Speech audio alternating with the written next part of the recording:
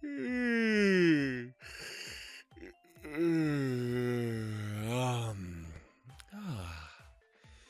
a morning it is. October has once again graced us with its presence. What a joyful month. My birthday's come and gone, and Halloween's not too far down the road. The only two real reasons I care about this month have come or are coming up just right around the corner. Wait, but Mr. Shanna, sir? Oh, yes. Bento, you adorable little abomination under the earth. How the heck are you doing, champ? Good, I guess, Mr. Shanna, sir. But have you forgotten about the other reasons that October is just so cool? Just like our lovely fans' faces. So cool. Ooh, the fall? It is my favorite season, after all. No, well, I mean, yes, kind of. That is actually pretty good too, but no. No. This is not what I was talking about. Yes, Claire, you have a suggestion? Oh, yeah, she's right! October 32nd was the day the first video on Double Hit went live. No, I mean, I'm pretty stupid, but I am almost certain that that is not a real date, and you should be ashamed of yourself for pretending like it is. Also, I am pretty sure that that is just a completely inaccurate statement altogether. You just kind of wanted that to be a thing, and then messed it up. You are really bad at being the YouTubers. So bad.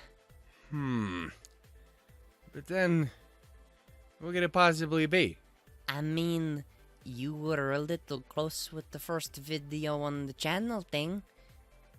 Kind of, but not really. Well, we did do the Ruby Review-Cap. Fuck me in the pancreas, Ruby's back! There it is. It took you long enough. You got there in the end, though. My God, how could I have forgotten? It has returned. Time to renew that first membership and put on my fanboy hat, because Team Ruby is back, and I have a throbbing erection the likes of which this world has only ever seen on one other occasion. This'll be the day we waited for. This'll be the day we opened up the door. I don't wanna hear your absolution. Hope you're ready for revolution.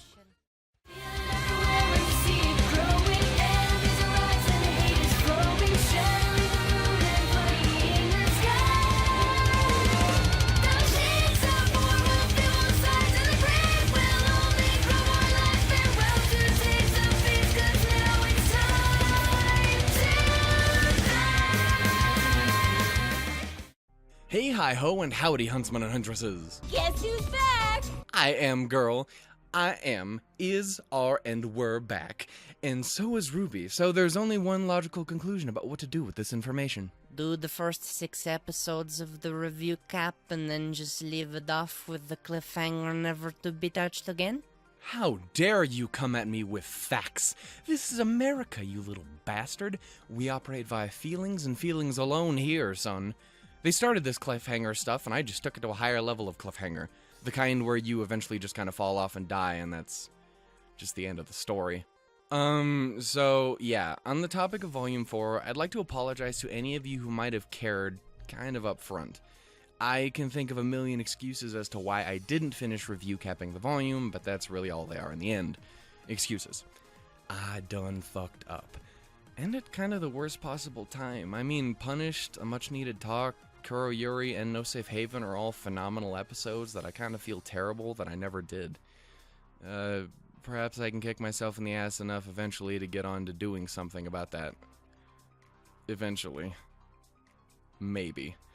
Regardless of what I do in the future, I'm sorry for messing up in the past. But as I've been told by a blonde-haired monkey boy and a blonde-haired not-so-monkey girl, I need to not live in the past so much and instead need to work on fighting for a better future instead.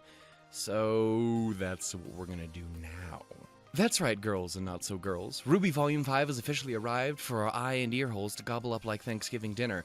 Only with RWBY Volume 5 Episode 1, Welcome to Haven, You don't want to go to sleep after watching the episode as much as you want to rewatch it in the intro like 15 more times, and then spend the rest of the night quoting Crow like his dialogue was fucking scripture. I did it! Hashtag Crow did it. And with that, we begin our look at the continuation of Crow and Ranger's journey, with the gang marching along through a brick tunnel talking about just how excited they are to finally make it to see Mistral and Haven Academy in all their glory. It's about time! Yeah, it did take a minute.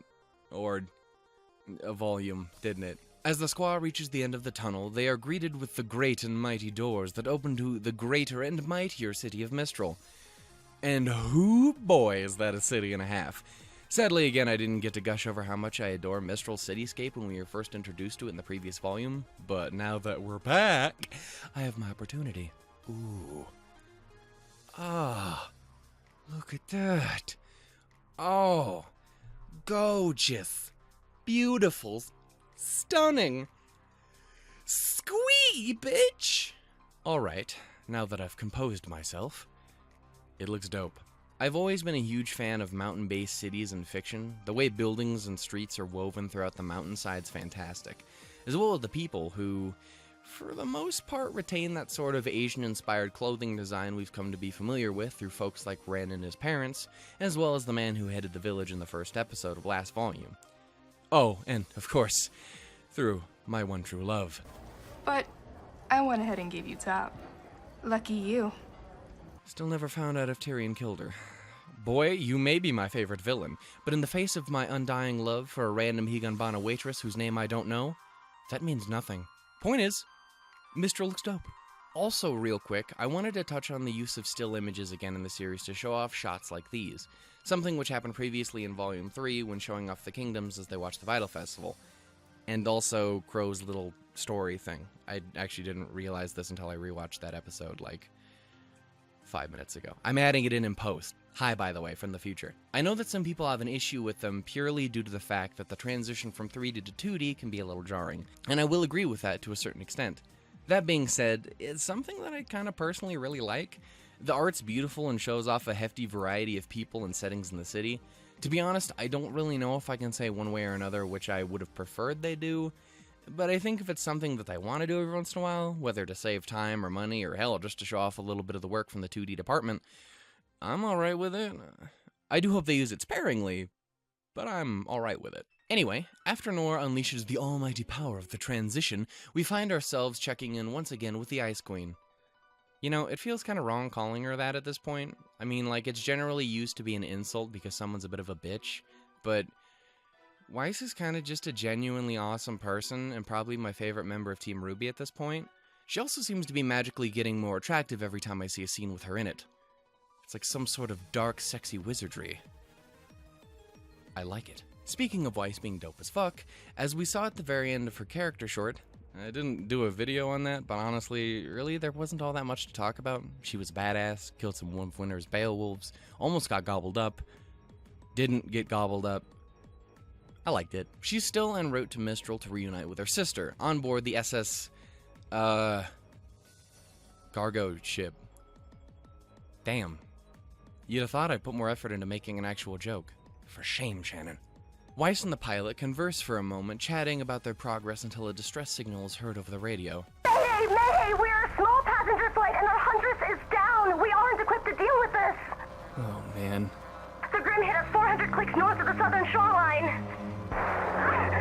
Get him off us!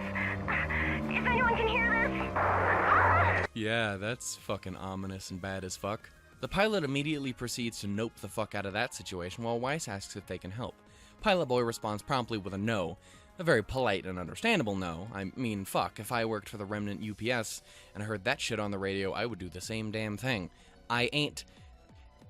Boy, this ain't Firefly. I ain't Captain Mal. We ain't playing this shit. Especially not if I knew we was having tacos tonight. Hi, my name is Shannon Shook, and I've come to level with you here. What I just said was a bold-faced lie. I've been burned out on tacos for like 2 years now. I've eaten so many of them that every time I look at them, I don't even want to imagine what it would be like if I put it in my mouth. Giggity. I honestly think that I would gladly fly into a swarm of deadly grim and/or bandits if it means that I could just have a burger instead. I mean, god damn it, Carol. Why can't we just have a burger? It's even cheaper. I'll even make the damn things. Carol, just let me have this. Also, who the fuck is Carol? And that's the secret to immortality. Finding the girl of your dreams and how to make $1 million in just 2 weeks. Also, after that, the cargo ship flies away and we don't really see Weiss again this episode. No, now we see trees. And like, you know, Haven Academy, but the trees, though. That's right, the gang, after far too long, has finally made it to the combat school and the relic lockbox of Mistral. If I'm not mistaken, it might confirm later on in this episode that the Relic of Knowledge is the one Haven is built around. Don't quote me on that, though. Haven Academy, as mentioned with all of Mistral, once again maintains that Asian-inspired look, and that's pretty cool. Honestly, it looks a bit smaller than I would have expected it to be, at least in comparison to Beacon, which seemed to be quite a bit larger, though I could be wrong about that. Heck, it could just be the angles we got at Haven.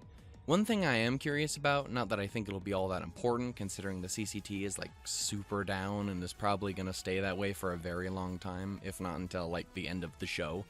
I'm curious if the CCT tower in Mistral is at Haven like it was at Beacon. There are 2 notable towers in the school on either side of what appears to be the building that houses Lionheart's office. But considering that there are 2 of them, I don't know. Again, it's probably not even important, but I'm a lore and world building guy, so forgive my curiosity. Anyway, the squaw makes their way into the courtyard triumphant and proud that they made it. Crow, though, does seem to be a little worried. They make their way into the building only to find seemingly no one in the school. Crow, sensing that something is wrong because no one is around, realizes that shit's about to go down, right down to the ground, like Ultra Mega Super Limbo. He and the kids draw their weapons, sprint to the headmaster's office, and...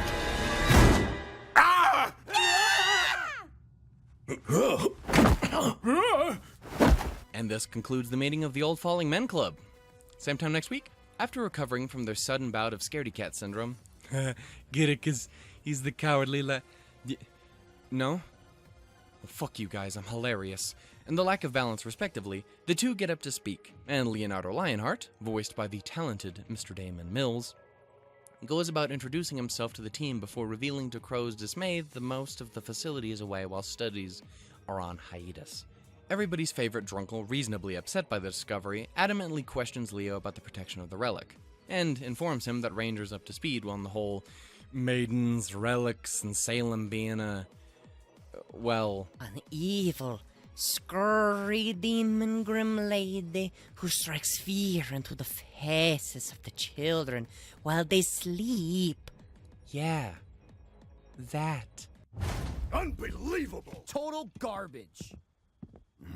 We can't let them get away with this! And just like that, we're apparently now in some sort of terrifying, darkest timeline version of Menagerie, where Gira and Son are acting as allies, and not like they are in one of those Ben Stiller movies with the parents, and the meeting, and the Robert De Niro's. Also, Kali is here, so, I mean, this might actually be the best timeline. It's really, really hard to tell. Like me when Kali's around. Blake comes over to reassure her family that every little thing's gonna be alright. Since when did you become the budding optimist, by the way? I'm not even knocking it, I'm just acknowledging your growth as a person who doesn't always look at the world like it's on fire and that life is horrible at every possible turn. If this keeps up, I'm gonna start cheering you on, pom-poms and all, while Eye of the Cat Girl plays in the background. It's the Eye of the Cat Girl, it's the thrill of the fight, grappling up to stab the beak of a bad bird. Hooray for optimism! Also, on my level with you, I just really wanted to listen to that song again. It's a really fun song. Moving on. After the reassurance, Blake heads out on the balcony outside Gira's office, which is being watched over by a guard. I don't really know if it's like a White Fang thing or a Chieftain of Menagerie thing. I'm gonna tell you right now, I dig this armor. And the person that's inside of it. And that's really all that matters. The guard takes her leave of Blake, leaving her to get a breath of fresh air all by her lone. You need better security. Ah, guards! There's a cute chameleon girl that wants to steal my heart with her magical voice. So yeah, quick thing, again, I didn't finish review capping, blah blah blah, Shannon's the worst, burn him at the stake, stone him, buy him dinner, ask his hand in marriage, whatever. I missed talking about Ilya when she was first introduced last volume. She was mentioned once, but I quit before she actually showed up. So here's my take on Ilya right now. I think she's dope as fuck.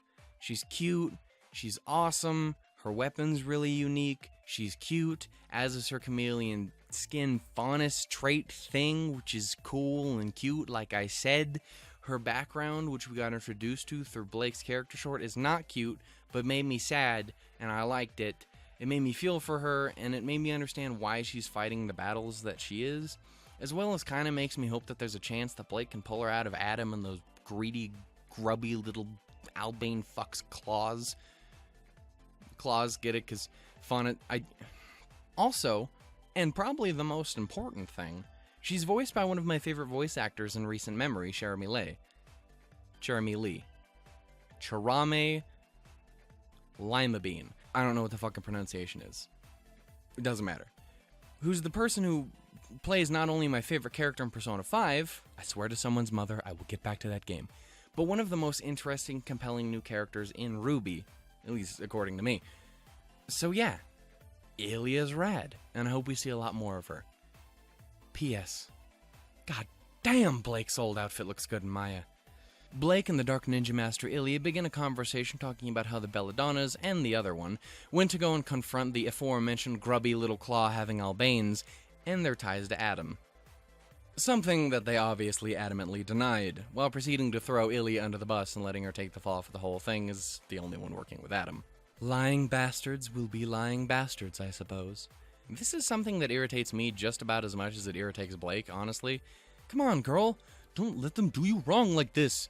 You're the best around. No one's ever gonna bring you down. Except for these fox-eared fucks.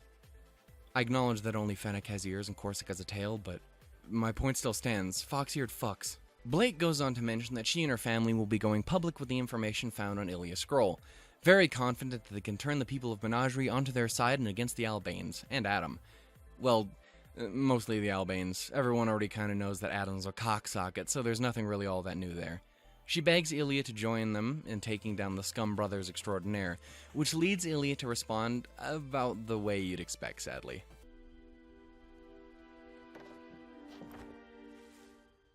But not before she herself begs for Blake to leave Menagerie and save herself from whatever unpleasant schemes the Goon Brigade comes up with next. And with that, we are back amongst Ranger, Crow, and Professor... Oh my heavens, you scared me! As they continue discussing the complete lack of protection of the relic. Crow obviously is quite upset that Haven is emptier than my wallet every day of my life. Feel bad for me. Leo retorts with explaining just how bad the fall of Beacon was, not just for the kingdom it resides in, but for the rest of the world as well, stating how due to the immense negativity spike due to adorable robo-child murder, Legion droid armies gunning down students and Grim eating people's faces and whatnot. Oh yeah. And that too. Oh god, not again! Managed to cause incredible damage to relations with Atlas. Pretty sure James going all, we must build a wall around the kingdom, didn't really help all that much either, as well as the kingdom of Mistral itself due to the hands of the Grim. He mentions how many huntsmen and huntresses lost their lives fighting off the big bad beasties, even some of Haven's faculty. After this, Leo goes on to change the topic of conversation to that of the Spring Maiden, revealing that not only does he not know where she is, but that not only are the maidens just really strong magic users, but they also are tied to the relics. Each of the maidens have one relic that only they can reach. The relics are each locked inside a chamber that can only be opened by a specific maiden. Winter for the gift of creation, summer for destruction, fall for choice, and spring for knowledge. This scene being the thing that leads me to believe the Relic of Knowledge is in Mistral. See? I can guess stuff too! Why are you so damn mean to me? Solid reasoning. Anyway, Crow mentions how he knows that Best Mom managed to get Spring on her hands and on her side a while back. Who knows quite when for sure. Leo mentions that Spring ran away some 10 years ago and hasn't been seen since, and that they need to go and retrieve her as soon as possible. So, a couple of things, most being speculation. Despite it being later in the episode, I don't really think that I'm going to go over it because there's only so much to talk about. In the Volume 5 intro, we get introduced to one new character. This new character, who many people are willing to bet is the Spring Maiden. I mean, it makes sense. She's dressed not too dissimilarly to the outfits the tribe has been shown to wear in the Volume 5 trailer, and the background she and Cinder are against seems to be the tribe's home base as well. If the fact that Raven and Yang are in the front of it in the same background has any meaning, at least. If this is Spring, which kinda makes sense, people have also used her appearance, mostly her skin color, as well as Leo's excitement at the news that Crow knows of her location, that she might actually be related to him in some way. Most likely his daughter, if anything, which leads into the possible motive behind Lionheart choosing to side with Watts, Salem, and the rest of the douchebag brigade. Perhaps Watts or Salem made a deal with Leo along the lines of, hey, you help us find your daughter so that she can open the door to the relic, and then we let her live after that's all said and done. Something that I could very well see being the case. The whole her being his daughter thing, not the them letting her live thing. They're fucking evil lying liars who lie through their lying teeth. Don't trust people who are those people. Leo goes on to state that in a few short weeks... A few weeks? Maybe you didn't hear me. My sister has the Spring Maiden, and I know where she is. We need to go as soon as possible. Bitch, calm down, it's not that serious. Actually, now that I think about it, it probably is pretty serious, but still, I'm just the messenger. Don't kill me. Crow and Lionheart debate for a moment over the time frame that they have and what they can possibly do in that time. Crow considers having the 6 of them go after the Spring Maiden themselves, but that gets shut down pretty quickly with the argument of, fortunately, you and your sister are evenly matched, and I'm not the fighter I used to be. No offense, but these students and I can't take on an entire bandit tribe and a maiden that's no doubt had years to hone her skills. yeah, let's not get all the kids murderized by a maiden and an army of bandits. That's just not healthy at all. 9 out of 10 doctors recommend against it. With Lionheart's response in mind, the gang decides that in the end they're just going to have to chillax for a moment and hit up the bandits when they got some more friends on their side. During this whole chat, the gang does also try and dig up some dirt on the fire-throwing bitch and her goons, considering they did claim to be from Haven. Though in the end that whole thing kinda goes up in smoke. Get it? 'Cause smoke. Fuck you guys, I'm funny! When Lionheart reveals that they all forged their credentials, not unlike everyone's favorite blonde noodle boy. Sucks a bag of fertilizer when you're on the receiving end of that shit, huh, Jean? I say this with love. Imagine if you hadn't weaseled your way in. Pierre wouldn't have had anyone to give a goodbye kiss to. And no one wants to die without a goodbye kiss. I mean, if you gotta go, you damn sure better have a good last memory when you do.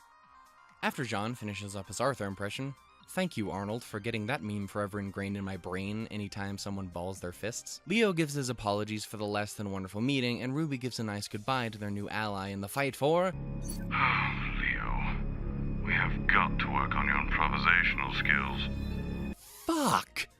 I already forgot he was working with Mustache McGillicuddy in the Evil League of Evil. Also, hey Chris, good to hear your voice again. By the way, can you convince the RVB gang to bring back Mercs, or at the very least Cyrus? I missed that beautiful bastard already.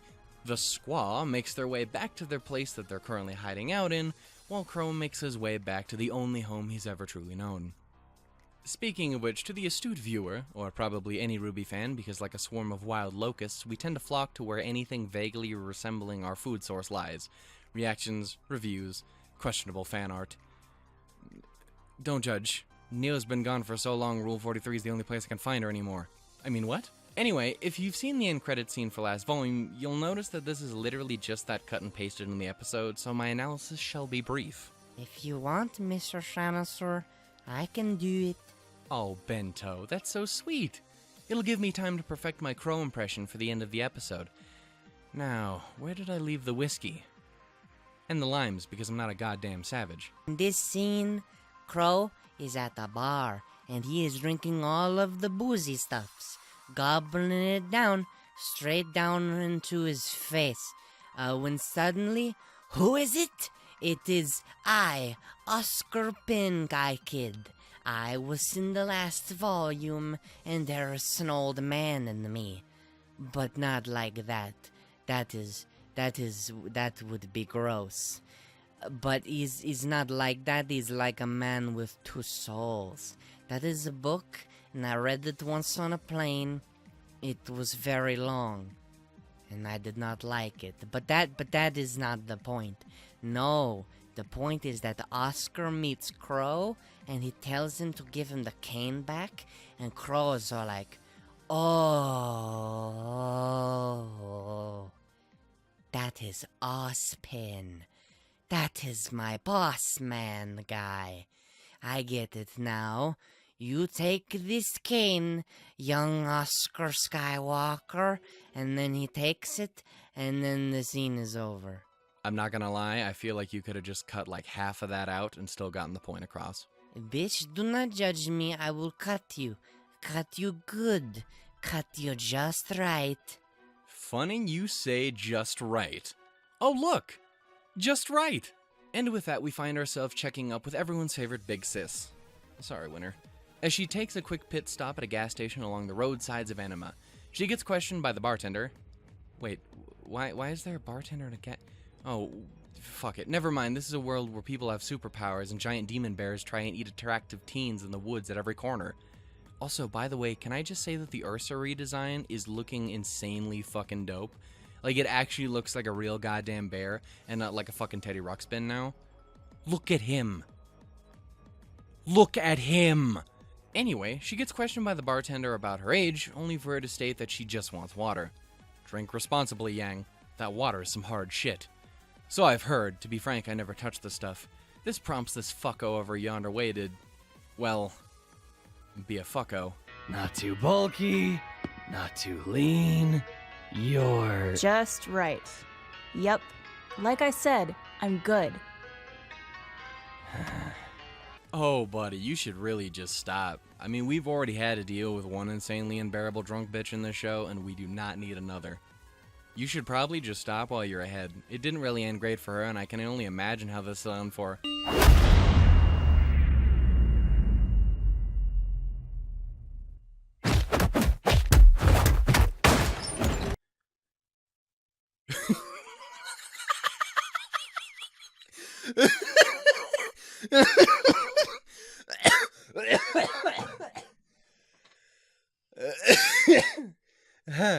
I'm not gonna lie, when I first saw this, I laughed far harder than anyone should probably ever laugh at anything.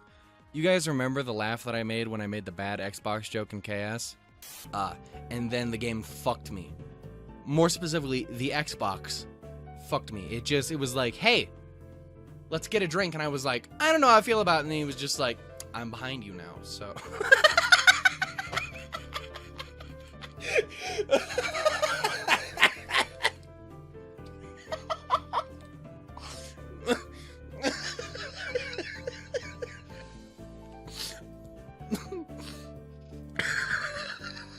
Yeah, it was like that, but this was actually a funny thing worth laughing at. This actually brings me to a quick thing I wanted to talk about. I'd say most people were completely okay with this scene, because, well, it's a fucking cartoon, and it's not gonna do any harm for it to act like one every once in a while.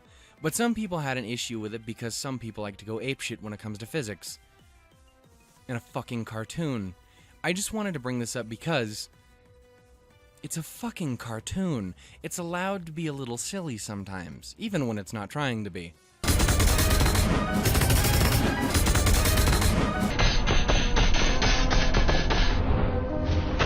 Seriously, I'm pretty sure that was meant to just be a badass fight, but fuck me if it didn't make me laugh. Really, really hard.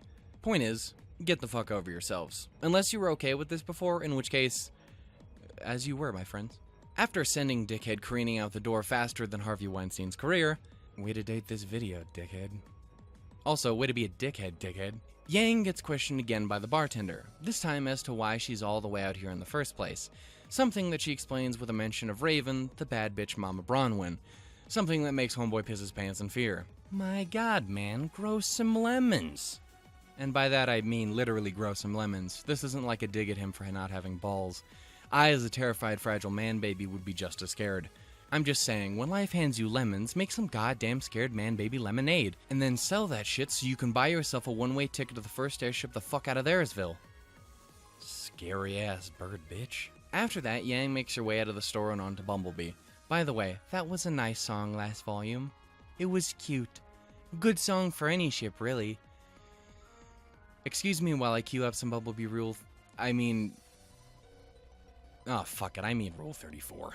As she hops on, ready to ride off into the danger zone, she's once again confronted by Toothless Tony, which, until I have a name, is the best this motherfucker's gonna get, who mentions how he heard Yang is looking for Best Mom, and hints that he might just know where she is. Spoilers, he knows where she is. Also, little thing I forgot to mention about how after decking Dumbass, Yang finds herself shaking when she reaches for her glass, something pointing to the fact that she's far from back to 100%, despite her strides she managed to make back in Volume 4. This is something that I'm kind of really glad about, at least from a viewer standpoint, not like from a human standpoint. From that perspective, it makes me sad to see her still having to deal with the consequences of her and that douchebucket Adam's actions during the fall of Beacon. As a viewer, I'll admit that it makes me kind of happy. I know a lot, and I mean a lot of people had issues with Volume 4, with its treatment of Yang's condition being one of the most common issues. Not that it in itself was bad, more that it was just so fast. Something I always find myself defending purely because RWBY only had so much time, energy, and resources to make that volume, and they ended up biting off a bit more than they could chew, something that MK and Gray have admitted to before. It's not something I'd ever find myself angry or mad at, or anything like that, really. I'm way, way, way too much of an RT fanboy to do it. That being said, I do appreciate that they can admit that they didn't have the perfect volume and are actively working to improve upon it. They're giving more time to Yang's issues than just about an episode's worth total, which is something they didn't have to do, but I really appreciate that they're trying to do. Yang has been my favorite member of Team RWBY since the beginning, something only kind of recently changing because Weiss is just so fucking fantastic as of late. And I want that character to get the time and effort she deserves. Again, I don't think they did wrong, I just think that they had a rough go of it, and I'm glad that they're improving. Thank you, RWBY. I can't wait to see more fucked up Yang. That sounds more wrong than I intended it to, but I mean, you know what I mean. P.S. Fuck Yang is cute in that outfit. God damn, I know I was talking shit about this asshole, but he's right. She is just fucking right. Also, apparently we're now back in Mistral with Ranger. Well, Ranger anyway, as they relax about on the couch, giving each other high fives and eating sandwiches. When suddenly... Come and knock on our door. Come and knock on our door. Jean, after hearing the noise, goes to investigate the sound, readying for the worst. Opening the door only to find... Oh shit, hey boyo, what brings you here? Yeah, is there a Ruby Rose here? Oh yeah, she's... Why? Oh shit, right, we're trying to protect her after the whole, like, Tyrion thing.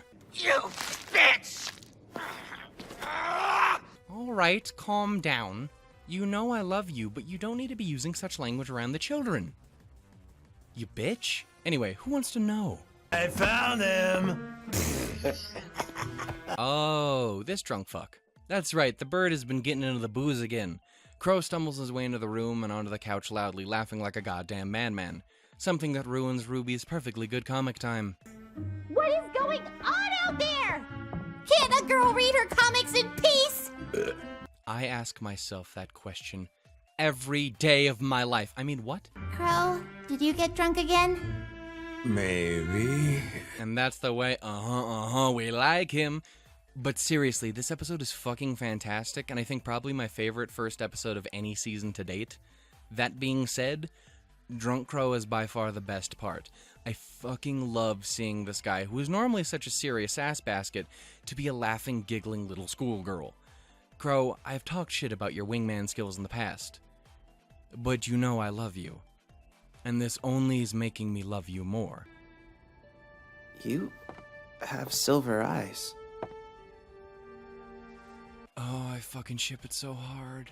Anyway, after Ruby catches the young fanboy's eyes, she questions who he is. Crow, don't do it. My name is Oscar Pine. Wait for it.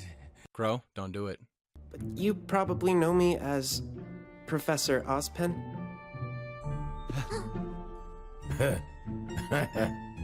I did it!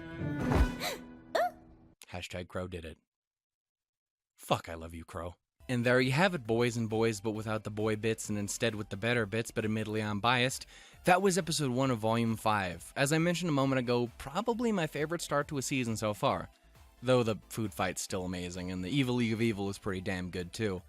We laughed, we got spooked, we got betrayed, and sadly, no one got laid. But it's still a fantastic time, and I can't wait to see what more we're going to be getting in this volume. Considering the trailer we got for this season, which had next to nothing and things that weren't in this episode or the character shorts, we have a ton of new things to see and do with our extra long stay in Remnant this year. If you care to, be sure to tell me in the comments below what you thought of this episode, my video, or the volume to come. I'm a fucking sucker for conversation, and I love to hear what you guys thought. Also, if you enjoyed it, warm my little icy art if you showed support through like a like if you liked it, a subscribe if you care to stick around for more. I swear I'll keep up this time. Well, except for early November when I'll be out of the country for a while. And to share if you want to help this little whatever the fuck it is grow to be more powerful than even Obi-Wan Kenobi could possibly imagine. Anyway, with that, gang, I bid you adieu, toodles, and doodles, and lemons. How? Wait, what is it? Is the baby on fire? Carol, I'm sorry. Then what is it? Yeah? Yeah? Oh, for fuck's sake, that's what you derailed this video for? Yes, because I have a chance with her. Unlike you, it'll never work. She's a cute anime lady. You're a fucking purple monkey. Able to show our faces in class. No one will sit with us in the cafeteria. Ren and I have no parents, so we have no home left to go to. Oh man, Grim can suck a dick. Always fucking everything up for everybody. Those hordes of just anyone. Wait, what? One? One, What? one, One. One. 3. one. One. Yeah, but no, seriously. I'm just saying, it's not like you two are gonna be all that compatible. I mean, look at you. What are you gonna do with her? Oh. Fuck, you're right. Maybe you are the one for her. You're the one that she wants. Ooh, ooh, ooh. Just to be clear, you're talking about fisting, right?